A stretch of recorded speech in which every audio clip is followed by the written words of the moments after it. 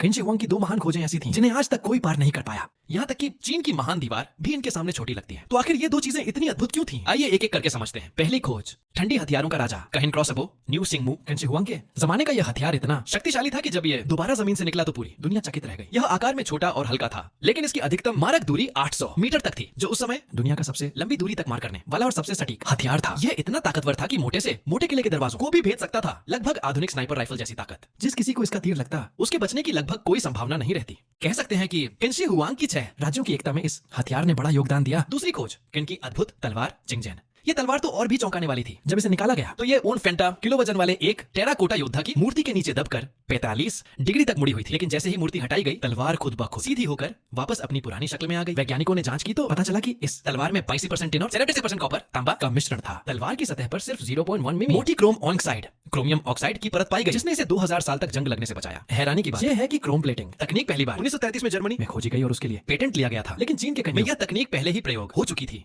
निष्कर्ष साफ है कि कैंची हुआंग की तकनीक और सोच अपने समय से 2000 साल आगे थी। उनकी ये खोजें सिर्फ युद्ध की ताकत नहीं थी, बल्कि आने वाली पीढ़ियों के लिए एक अमूल्य सांस्कृतिक विरासत बन गई।